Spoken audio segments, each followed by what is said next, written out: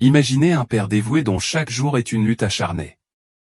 Il travaille sans relâche, mais rentre chaque soir à la maison en sentant le poids de son travail lui glisser entre les doigts comme des grains de sable. Son visage, marqué par la fatigue et l'inquiétude, salue la vue de ses enfants, les yeux écarquillés par la faim et le besoin. Il fait face à une dure réalité, il n'a plus d'argent pour les nourrir. Son travail lui impose désormais un choix atroce, accepter la marque, qui lui promet une sécurité financière, ou continuer à endurer cette privation écrasante. La pression augmente, ce qui renforce sa détermination chaque jour qui passe. L'attrait de la marque est puissant, elle promet suffisamment de richesse pour subvenir aux besoins de sa famille. Pourtant, il est tourmenté par la conscience qu'accepter la marque signifie un grave compromis spirituel, qui mènera à une séparation éternelle d'avec le Créateur. Il ne pense pas seulement à son propre sort, mais à l'héritage moral qu'il laissera à ses enfants, qui pourraient un jour suivre son exemple, en échangeant leur âme contre des gains matériels. L'alternative est de s'accrocher fermement à sa foi, en rejetant le réconfort tentant que la marque offre, malgré l'inconfort et les difficultés qui rongent. L'Antéchrist persuadera les gens de prendre la marque en leur offrant une fausse promesse de stabilité et de sécurité. Pourtant, chaque fois que cet homme envisage d'accepter la marque, un murmure profond et divin dans sa conscience lui rappelle le prix plus élevé de la damnation éternelle. Maintenant, visualisez une mère, le cœur lourd, agenouillée à côté de ses jeunes enfants affamés. Leur cri d'angoisse pénètre son cœur, la rendant plus fragile que son épuisement physique. La faim implacable et sa volonté farouche d'assurer la survie de ses enfants sont ses seules motivations. Dans les moments de désespoir, elle envisage l'option d'accepter la marque, le nom ou le numéro sur sa main droite ou sur son front qui promet un soulagement et une provision immédiat. Mais, au milieu de la clameur de son désespoir, elle entend elle aussi un écho obsédant de la même voix divine. Cela vaudra-t-il vraiment la peine d'obtenir tout le confort de ce monde tout en abandonnant son âme à un destin éternel de ténèbres? Ce choix, brutal et troublant, reste un test profond de foi et de moralité. Ces paroles de Matthieu 26 lui remontent le moral, tant physiquement que spirituellement. Elle prend une résolution ferme, choisissant de rester inébranlable dans sa foi et sa confiance dans le Dieu de la Bible. Alors que beaucoup succomberont à la bête et seront attirés par la promesse d'une vie plus riche et plus épanouissante offerte par la marque, elle se demande si les conséquences désastreuses en valent vraiment la peine. Selon le livre de l'Apocalypse, la fumée de leur tourment s'élèvera pour toujours, un rappel implacable de leur souffrance éternelle. Ceux qui adorent la bête et son image, acceptant la marque de son nom, connaîtront une agitation sans fin, aucun répit, de jour comme de nuit, pour toute l'éternité. Ils verront l'éternité s'étendre sans fin devant eux, un vaste gouffre de regrets et d'angoisse échangé contre quelques années fugaces de plaisir terrestre. À l'opposé se trouvent ceux qui restent inébranlables dans leur foi, même au milieu des épreuves et des persécutions les plus sombres. Apocalypse 12:11 dresse le portrait de ces croyants inébranlables, vaincus par le sang de l'agneau et la parole de leur témoignage, qui accordent plus de valeur à leur âme éternelle qu'à leur vie terrestre. La route est périlleuse et pleine d'incertitudes, mais leur persévérance et leur refus d'accepter la marque blasphématoire illumineront leur salut comme un phare d'espoir dans un monde enveloppé de ténèbres. Leur récompense est la vie éternelle, une promesse divine pour avoir rejeté la bête et son confort passager. Considérez, un instant, la dure réalité, si vous étiez un père qui se présentait au travail et qu'on vous disait que vous ne pourriez pas être payé à moins d'accepter la marque de la bête, que feriez-vous? Ou, si vous étiez une mère qui venait d'accoucher et qu'on vous informait que vous ne pouviez pas obtenir de couches, de vêtements, de lait maternisé ou de lait sans la marque, comment réagiriez-vous? La dure vérité est que plus de gens accepteront probablement la marque de la bête que ceux qui la rejettent. Beaucoup de gens pensent qu'ils résisteraient fermement à l'Antéchrist, mais la réalité pourrait être différente. Imaginez un système dans lequel posséder une maison, faire ses courses ou utiliser les transports en commun dépend de la présence de la marque. C'est à ce moment-là que la pression pour prêter allégeance à l'homme du péché deviendra écrasante. Avant d'aller plus loin, revenons sur deux versets bibliques fondamentaux qui encadreront notre discussion. Le premier est Matthieu 7, 13-14, qui nous conseille « Entrez par la porte étroite. Car large est la porte, spacieux est le chemin qui mène à la perdition, et beaucoup entrent par elle. Mais étroite est la porte, resserrez le chemin qui mène à la vie, et il n'y en a que peu qui les trouvent. Ce verset souligne le défi profond et la rareté de choisir le chemin qui mène à la vie éternelle. Le deuxième verset à considérer est Matthieu 7, 21-23, qui nous avertit, ceux qui me disent, Seigneur, Seigneur, n'entreront pas tous dans le royaume des cieux, mais celui-là seul qui fait la volonté de mon Père qui est dans les cieux. Plusieurs me diront en ce jour-là, Seigneur, Seigneur, n'avons-nous pas prophétisé par ton nom? N'avons-nous pas chassé des démons par ton nom? N'avons-nous pas fait beaucoup de prodiges par ton nom? Et alors je leur déclarerai ouvertement, je ne vous ai jamais connus, retirez-vous de moi, vous qui commettez l'iniquité. Ici, Jésus met en lumière une réalité qui donne à réfléchir, beaucoup professent leur foi avec des paroles ferventes, mais sont rejetés parce qu'ils ne vivent pas selon la volonté de Dieu. Ce passage renforce l'idée qu'une majorité significative succombera au mal ou fera face à la condamnation éternelle. Avec cette compréhension qui donne à réfléchir, tournons notre attention vers la marque de la bête. La Bible prédit une époque où l'Antéchrist établira un régime mondial, imposant un système où chacun, quel que soit son statut, sa richesse ou sa liberté, devra recevoir une marque sur sa main droite ou sur son front. Cette marque signifiera l'allégeance à la bête et sera essentielle pour acheter ou vendre. On ne sait pas si cette marque sera un implant physique, un identifiant numérique ou un code barre, mais la réalité est qu'un nombre important de personnes l'accepteront sans aucun doute. L'Antéchrist créera de telles difficultés pour ceux qui refusent la marque que vivre sans elle deviendra presque impossible. Imaginez ceci, les grandes institutions mondiales, banques, hôpitaux et autres services essentiels exigent la marque pour accéder à leurs services. Sans elle, vous ne pouvez pas payer vos factures médicales, effectuer des transactions bancaires ou même gérer votre prêt immobilier ou votre loyer. La pression va augmenter lorsque vous serez confronté à la dure réalité de la nécessité de la marque pour acheter de la nourriture, des produits de première nécessité et d'autres ressources vitales. Ceux qui refusent la marque se retrouveront de plus en plus isolés, coupés des éléments essentiels de la vie quotidienne. L'immense pression et la peur de ne pas pouvoir subvenir à leurs besoins et à ceux de leur famille conduiront beaucoup à compromettre leur foi et à accepter la marque, abandonnant finalement leur âme pour un soulagement temporaire et le confort du monde. Voici quelques théories sur la façon dont l'Antéchrist pourrait diffuser son message de tromperie. Première théorie, la catastrophe économique.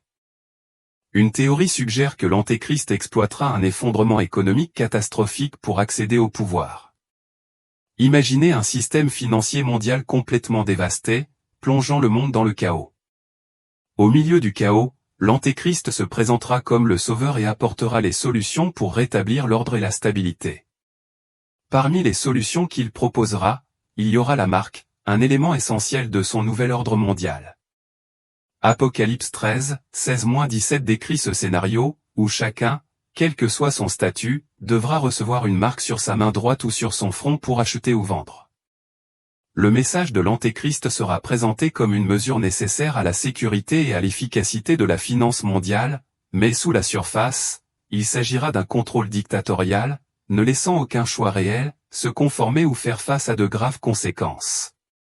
La marque sera présentée comme essentielle au fonctionnement de la société, mais elle privera effectivement les gens de leur liberté, transformant le monde en un régime totalitaire où la dissidence n'est pas une option. Deuxième théorie, l'allégeance forcée.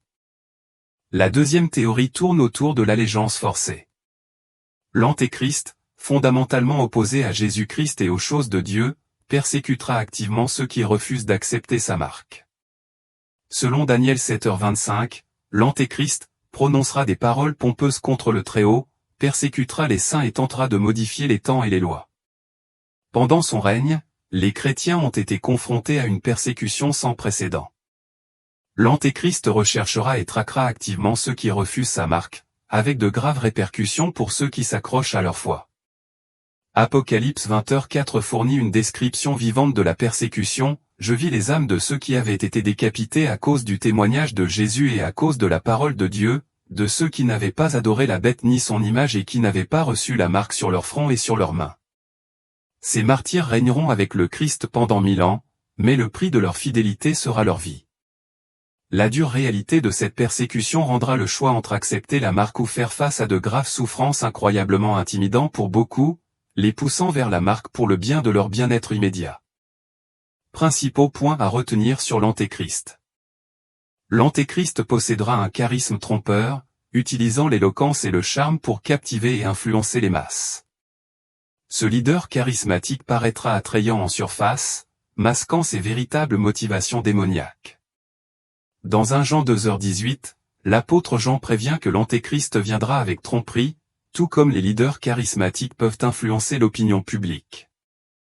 L'attrait magnétique de l'Antéchrist fera de lui une figure convaincante pour beaucoup, masquant ses intentions maléfiques sous-jacentes et poussant beaucoup de gens à tomber sous son influence.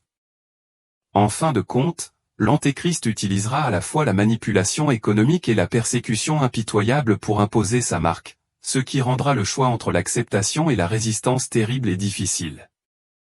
Prenons l'exemple de certains des dictateurs les plus célèbres de l'histoire, des dirigeants qui, grâce à leur charme et à leur capacité de persuasion, ont réussi à exercer une immense influence et à mener leur nation vers la calamité. Leur charisme masquait leurs intentions destructrices, leur permettant de guider les gens sur un chemin périlleux. Ce schéma historique offre un aperçu de la manière dont l'Antéchrist opérera. Il incarnera l'esprit de tromperie à grande échelle, semblable à un maître illusionniste qui rend l'impossible plausible.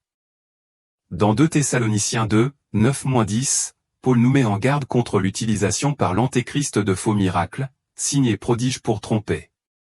Tout comme les illusionnistes élaborent des tromperies élaborées qui semblent surnaturelles, l'Antéchrist utilisera de grandes illusions et de faux prodiges pour tromper et manipuler. Ces actes trompeurs seront conçus pour convaincre les gens de son pouvoir et de sa légitimité, les égarant encore plus. De plus, l'essence même de l'Antéchrist est l'opposition à Jésus-Christ. Le terme « Antéchrist » signifie une résistance profonde et agressive au Christ et à ses enseignements. Comme indiqué dans 1 Jean 2h22, qui est le menteur? Celui qui nie que Jésus est le Christ. Une telle personne est l'Antéchrist, celui qui nie le Père et le Fils. L'Antéchrist rejettera et sappera activement la divinité de Jésus, se positionnant en contraste frappant avec tout ce que le Christ représente. En fin de compte, malgré le succès apparent de l'Antéchrist, il fera face à une défaite inévitable. Imaginez un conquérant qui, malgré une période de domination, est finalement renversé. Apocalypse 19h20 décrit la chute finale de l'Antéchrist, mais la bête fut prise, et avec elle le faux prophète, qui avait fait en sa faveur les prodiges, par lesquels il avait séduit ceux qui avaient pris la marque de la bête et adoré son image. Bien que l'Antéchrist puisse sembler victorieux pendant un certain temps, son destin ultime est celui du jugement et de la défaite. Un signe important de la fin des temps est le conflit mondial omniprésent que nous observons aujourd'hui. Les gros titres mettent fréquemment en avant divers conflits dans le monde, et de nombreux commentateurs chrétiens les considèrent comme des signes de la réalisation des prophéties bibliques. La Bible prédit des guerres et des rumeurs de guerre comme des indicateurs des derniers jours. Cette vidéo se concentrera sur la distinction entre la nature des conflits de la fin des temps et les guerres historiques précédentes, en soulignant ce qui distingue ces événements prophétisés de tout ce qui s'est passé auparavant. Avant de nous pencher sur la question de savoir si la guerre est effectivement le plus grand signe de la fin des temps, il est important de se rappeler que la guerre n'est pas nouvelle dans l'histoire ni dans la Bible. L'Ancien Testament raconte de nombreux conflits, chacun avec son propre contexte unique et son intervention divine. Prenons, par exemple, la bataille d'Exode 17, où Moïse et les Israélites affrontent les Amalécites. Alors que la bataille fait rage, Moïse, posté sur une colline avec le bâton de Dieu, lève les mains en prière. L'issue de la bataille dépend de la capacité de Moïse à garder les mains levées. Lorsque ses mains sont levées, les Israélites prennent le dessus, mais s'ils tombent, les Amalécites prennent l'avantage. Pour soutenir Moïse, Aaron et Hur lui fournissent une pierre sur laquelle il peut s'asseoir et l'aider à tenir ses mains en l'air jusqu'au coucher du soleil. Cette intervention miraculeuse a permis à Josué de remporter la victoire sur l'armée amalécite. Bien que cette bataille ait été marquée par l'assistance divine et une démonstration spectaculaire de foi, elle diffère considérablement des conflits prédits pour les derniers jours. On trouve un autre exemple dans Juges 7, où Gédéon affronte les Madianites. Gédéon, qui commandait initialement une armée de 32 000 hommes, reçoit l'ordre de Dieu de réduire considérablement ses forces. D'abord, Dieu dit à Gédéon de renvoyer chez lui 22 000 hommes, n'en laissant que 10 000. Ensuite, il réduit encore l'armée à seulement 300 hommes. Cette réduction garantit que la victoire sera clairement attribuée à la puissance de Dieu plutôt qu'à la puissance humaine.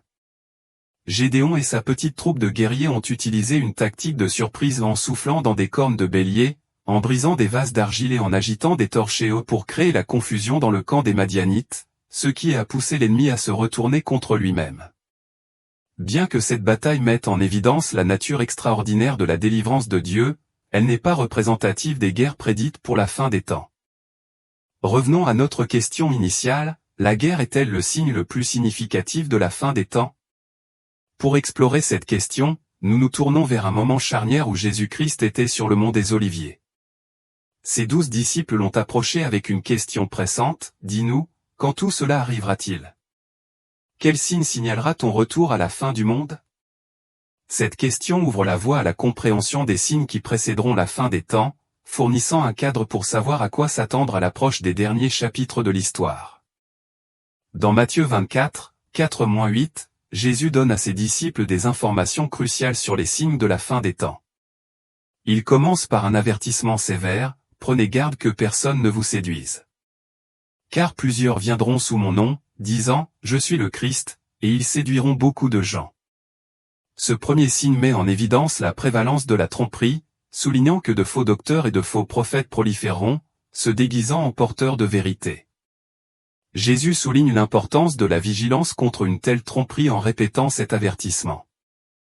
Après l'avertissement sur la tromperie, Jésus mentionne, vous entendrez parler de guerre et de bruit de guerre. Cela fait écho à notre réalité actuelle, où les conflits et les tensions géopolitiques sont omniprésents. Jésus conseille de ne pas se laisser troubler par ces signes, car ils ne sont que des précurseurs de la fin, déclarant, car une nation s'élèvera contre une nation, et un royaume contre un royaume, il y aura, en divers lieux, des famines, des pestes et des tremblements de terre. Tout cela ne sera que le commencement des douleurs. Jésus décrit ici une série d'événements, tromperies, guerres, conflits internationaux et catastrophes naturelles, chacun représentant le début de tribulations profondes. Que se passera-t-il ensuite, si ce ne sont là que les débuts? La prophétie biblique donne un aperçu d'autres événements cataclysmiques, en se concentrant particulièrement sur la bataille de Gog et Magog, telle que détaillée dans Ézéchiel 38 et 39. Cette bataille est l'un des événements les plus discutés et les plus débattus de la prophétie biblique. Gog et Magog sont décrits comme les forces qui s'engageront dans une confrontation décisive contre Israël au début de l'ère messianique. Gog est souvent interprété comme un chef ou un dirigeant, tandis que Magog représente le territoire sous sa domination. Les détails de cette bataille et les participants, le lieu et le moment font l'objet d'interprétations diverses parmi les érudits. Certains érudits pensent que la bataille de Gog et Magog aura lieu juste avant l'enlèvement et le début de la tribulation de 7 ans. D'autres proposent qu'elle se produise entre l'enlèvement et la tribulation, vers le milieu de la tribulation, ou juste avant la seconde venue du Christ. Malgré ces divergences d'opinion, un point commun est l'attente d'un conflit imminent et dramatique. Selon Ézéchiel 38, 18-22, lorsque Gog et ses forces viendront contre Israël, l'intervention de Dieu sera à la fois spectaculaire et surnaturelle. Le passage décrit une série d'événements catastrophiques, en ce temps-là, lorsque Gog viendra attaquer le pays d'Israël, dit le Seigneur, l'Éternel. Ma fureur se montrera sur mon visage, car c'est dans ma jalousie et dans le feu de ma fureur que j'ai parlé. En ce jour-là, il y aura un grand tremblement de terre dans le pays d'Israël. Les poissons de la mer, les oiseaux du ciel, les bêtes des champs, tous les reptiles qui rampent sur la terre, et tous les hommes qui sont sur la surface de la terre trembleront devant moi. Les montagnes seront renversées, les pentes escarpées s'écrouleront, et toutes les murailles tomberont par terre. J'appellerai l'épée contre Gog sur toutes mes montagnes, dit le Seigneur, l'Éternel. L'épée de chacun sera contre son frère, et je les ferai comparaître en jugement par la peste et le sang. Je ferai pleuvoir sur lui, sur son peuple et sur les nombreux peuples qui sont avec lui, des pluies torrentielles, de la grêle, du feu et du soufre. Cette image vivante de la colère divine et des bouleversements naturels souligne l'ampleur de la réponse de Dieu à l'attaque contre son peuple. Elle met en évidence non seulement la nature dramatique de la bataille, mais aussi l'assurance de la protection et du jugement de Dieu. La confrontation finale entre le bien et le mal, connue sous le nom d'Armageddon, apparaît comme l'un des événements les plus profonds de la prophétie biblique. Cette bataille ultime est détaillée dans Apocalypse 16h16, où des esprits démoniaques rassemblent tous les dirigeants et leurs armées dans un lieu appelé Armageddon, en préparation d'une confrontation cataclysmique. Dans Apocalypse 19, Jean offre une description vivante des scènes culminantes qui se déroulent. Il décrit une vision du ciel s'ouvrant pour révéler un cheval blanc, avec son cavalier nommé fidèle et véritable, qui juge équitablement et mène une guerre juste. Les yeux du cavalier brillent comme du feu, et de nombreuses couronnes ornent sa tête. Sa robe, trempée de sang, porte le titre « La parole de Dieu ». Les armées célestes, vêtues de fin lin blanc et montées sur des chevaux blancs, le suivent. De sa bouche sort une épée acérée, utilisée pour frapper les nations et les gouverner avec une verge de fer. Ce cavalier va déclencher la colère féroce de Dieu, représentée par le jus qui coule d'un pressoir. Sa robe porte le titre « Roi des rois et Seigneur des seigneurs ». Jean continue en révélant la confrontation finale où la bête, ainsi que les rois du monde et leurs armées, sont rassemblés pour combattre le cavalier sur le cheval blanc et son armée. La bête et le faux prophète, qui avaient accompli des miracles trompeurs, sont capturés et jetés vivants dans les temps de feu et de soufre. Toute leur armée est anéantie par l'épée qui sort de la bouche du cavalier. De ces batailles prophétiques, nous tirons des leçons importantes. Tout d'abord, si la guerre est effectivement un signe de la fin des temps, elle n'en est pas l'indicateur principal. La Bible met l'accent sur la montée de la tromperie comme un signe plus critique des derniers jours. Cette tromperie, souvent propagée par de faux docteurs et prophètes, est l'un des principaux avertissements de Jésus. Deuxièmement, tout au long de l'histoire et des prophéties, la protection de Dieu sur son peuple reste inébranlable. Malgré les troubles et les tromperies, Dieu défend constamment ceux qui lui font confiance. Enfin, les chrétiens sont encouragés à ne pas se focaliser sur des signes individuels, mais à reconnaître les signes collectifs comme des indicateurs du début des douleurs de l'enfantement, comme Jésus l'a décrit. Ces signes ne doivent pas susciter la peur, mais plutôt servir de rappel de la certitude de ce qui est à venir. Avant d'explorer ce qui est considéré comme la prophétie la plus terrifiante de la Bible, il est essentiel de passer en revue d'autres événements extraordinaires, passés et prédits. Ces événements illustrent la nature extraordinaire de la prophétie biblique et préparent le terrain pour la prédiction la plus alarmante, qui a de graves implications pour ceux qui ne sont pas en Christ.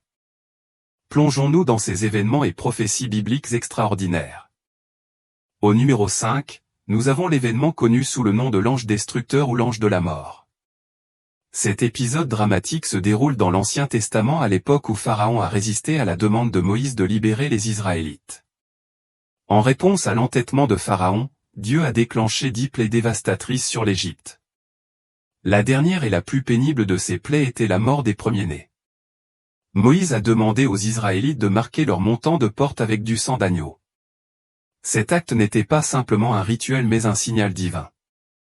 Lorsque l'ange de la mort de Dieu traversa l'Égypte, il vit le sang et passa par-dessus ces maisons, épargnant leurs premiers-nés du coup fatal qui frappa chaque foyer égyptien, du palais de Pharaon à la cellule du plus humble prisonnier, et affecta même leur bétail.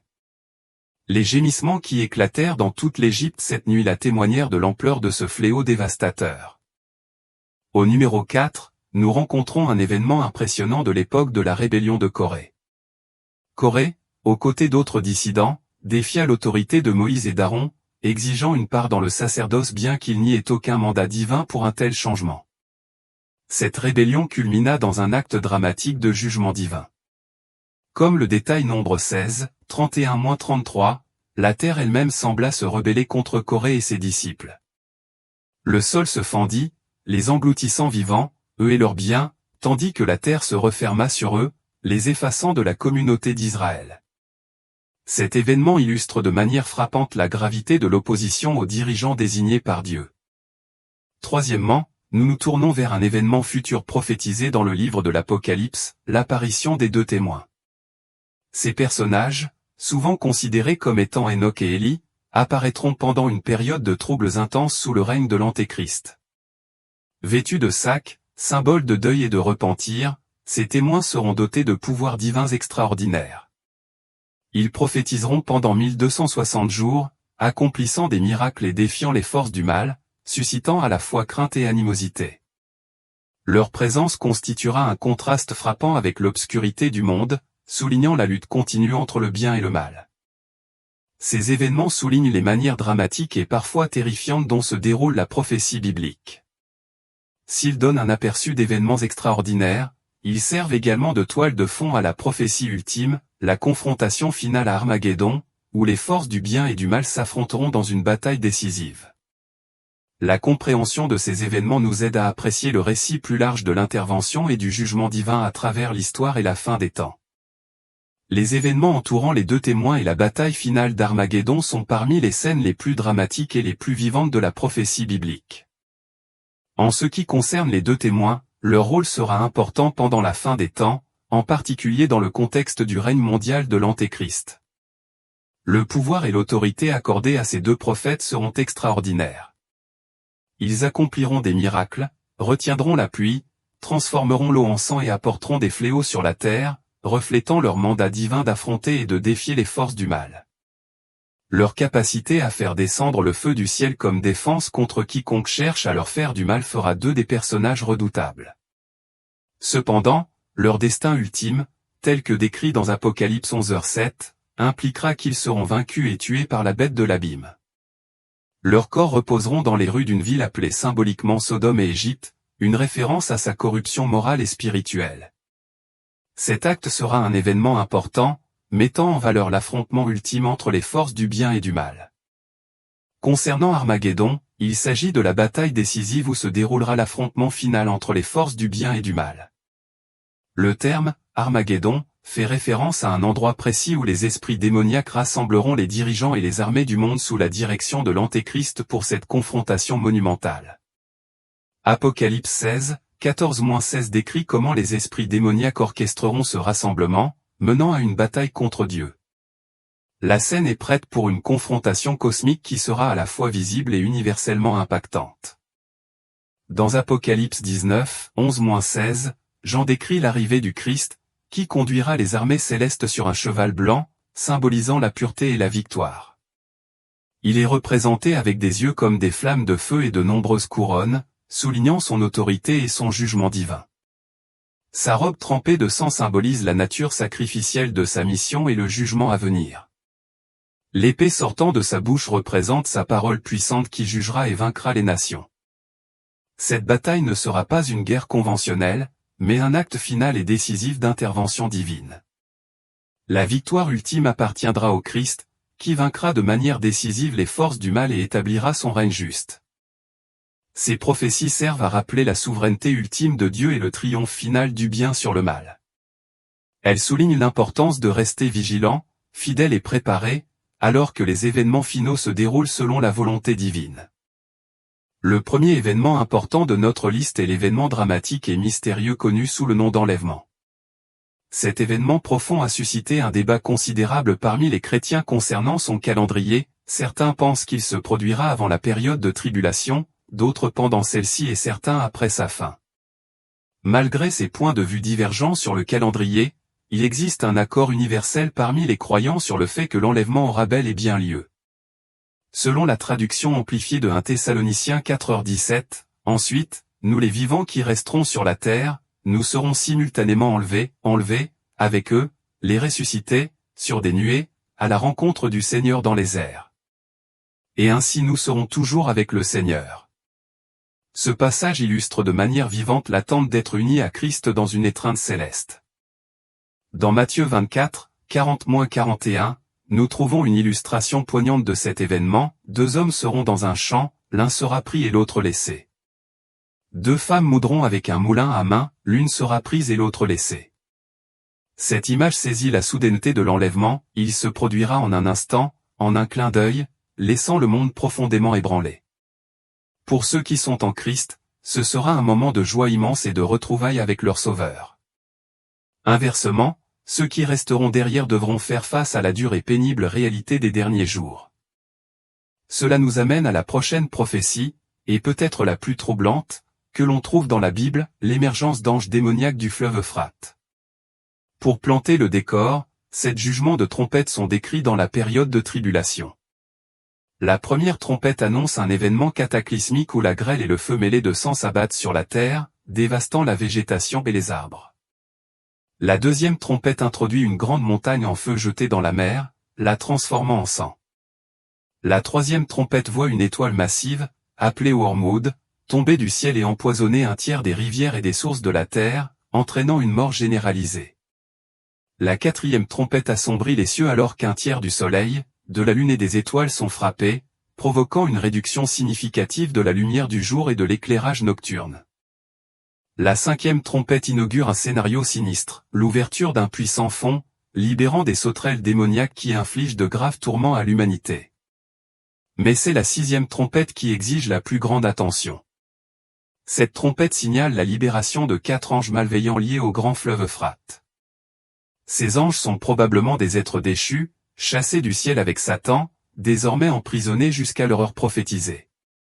Leur libération marque le début d'une phase horrible où, à la tête d'une armée de 200 millions de cavaliers, ils apporteront la mort et la dévastation à un tiers de l'humanité.